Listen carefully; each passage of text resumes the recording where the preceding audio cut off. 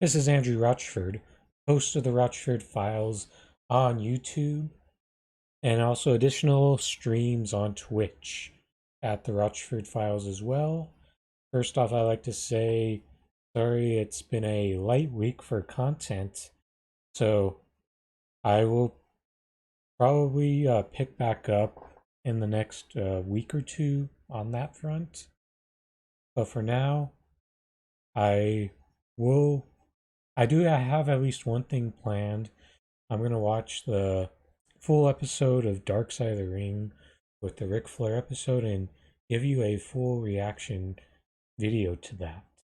But for this clip right now, I'm gonna get into this new move for the Clippers, who are now gonna have a new $1.8 billion arena in Inglewood, California, finally moving out from the shadow of the LA Lakers. So let's uh, take a look into that. So let's take a look at some photos first. So in addition to the announcement of breaking ground on this new Intuit Arena, which is, by the way, a 23-year naming rights deal in Inglewood, California, let's take a closer look at these photos. As you can see that this will be the second big venue in Inglewood, as Stan Kroenke has a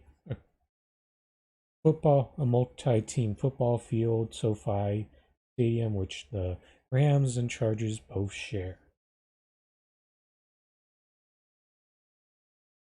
So now this is gonna further cause some consequences to the community, and I'll get into those shortly. But I'll just keep my comments for now strictly on the renderings. And now this is the in-arena look. I do like how the wraparound video board at the top, so it doesn't look like they're gonna have a jumbotron hanging over the top. So that one thing, but I will say that I don't really like this singular bowl look that the majority of this arena has. As someone who is quite fascinated by the designs of these venues, I'm I don't really like those singular bowl looks that you generally commonly see in college basketball and college football stadiums.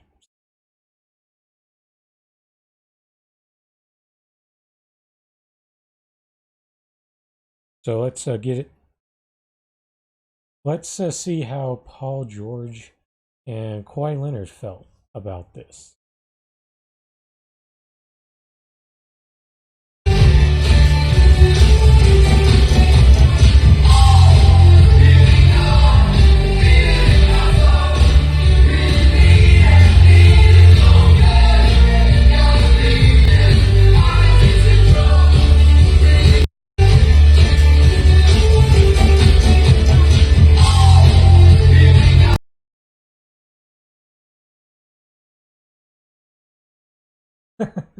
Oh man, Kawhi Leonard's enthusiasm has really rubbed off on Paul George, I must say. And if I'm a betting man, I wouldn't be surprised if both of those guys weren't even on the Clippers roster by 2023 when this arena opened. So first, I'm going to start off with like a sports-based take on this news. Then I'll get more into the political, societal type take to close out this video. So from a basketball standpoint, I know that there are a lot of people that like the idea of the Clippers finally leaving the LA Lakers shadow, as that has been over 20 years since they've joined the Lakers at the Staples Center. So that, from a team standpoint, that could be a positive because the Clippers have needed to do this for a long time, specifically when they finally became a more respectable franchise again, which really started after they drafted Blake Griffin and traded for Chris Paul. So that right there is good for the franchise to get into their own home. But I also understand why the Clippers did it because it was very easy for them to maintain a. It really helped them keep up the fan base because there'd be a lot of games, other games that would get filled full of Laker fans as well. In addition to that, uh, the Clippers always had very good attendance because even when they were an absolutely garbage franchise, because of the fact that they relied on other fan bases to keep that arena full in a city like Los Angeles, where for a while the Lakers and Kings were really the only, and the Dodgers were really the only teams there. So Los Angeles is a city of a lot of transplants. So that's how they were able to. The former owner, Donald Sterling, used to maintain that model. But now that Steve Ballmer's taken over, I think he has greater sights ahead for him. However, you do have to be skeptical of this as well. Because if the Clippers plan on having home games on the same nights as the Lakers, that may not be the best or thing in terms of making sure that you get regularly attended good attendance. But it does. We'll see how that goes. And they've needed to do this for a while. And now that they're finally a respectable franchise, uh, from the sports standpoint, purely sports, it is a good step in the right direction for them. But there's more to it. I'll go over to this next. So, in this quote from Steve Ballmer on the Breaking Ground, he says this: of the 100 million we're investing in Inglewood, 80 million will go into affordable housing.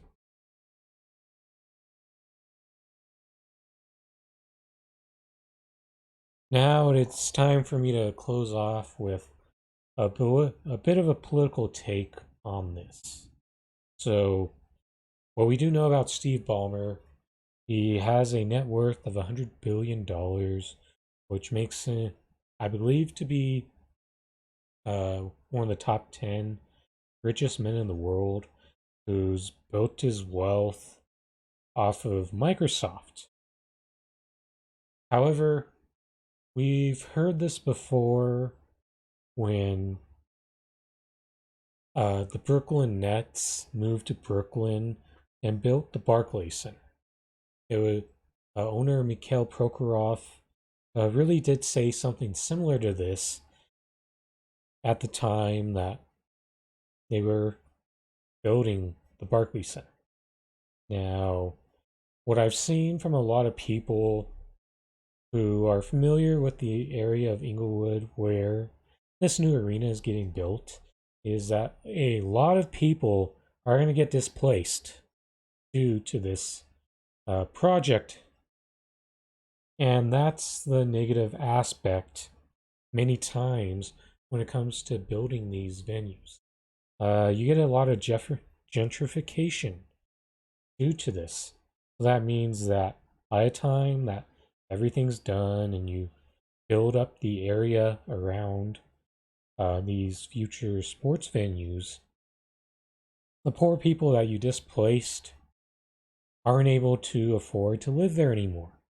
In fact, what usually happens is they get pushed uh, to like the outskirts of the city. And that's often the reality of the negative aspects of these arenas that get built. Then next, and that means, and that those negative effects on society happen regardless of whether it's public or privately funded. And we just remember this: do not trust the billionaire owners at their words, especially ones that rely on tax, mostly on taxpayer money, to get their pet projects done. Then you also got to keep in mind that when you try to build up the community around these stadiums, it's not always a guarantee to be an economic success. Trust me, I've seen a lot of studies on this showing that what a sports franchise and the economic impact that they bring to a community is often very overrated, and that many of the places around these arenas usually only are successful when the team is in season, and when they're in the off season, that's when they suffer. And a great example to look at: businesses buy a stadium that are not successful, just go to Marlins Park in Miami Gardens, and you'll see what I mean by businesses around the area which struggle, even though that some people may take that as an outlier. But even in normal places where you have normal support from your fan base, those places aren't guaranteed for success. So just keep those things in mind as a sports fan, that even though you may be glad that your team is going to stay in your city and that they're going to have a venue that's up to date, just remember that not to just have complete sports mind when you assess that this news, because there's always negative aspects to these things as well.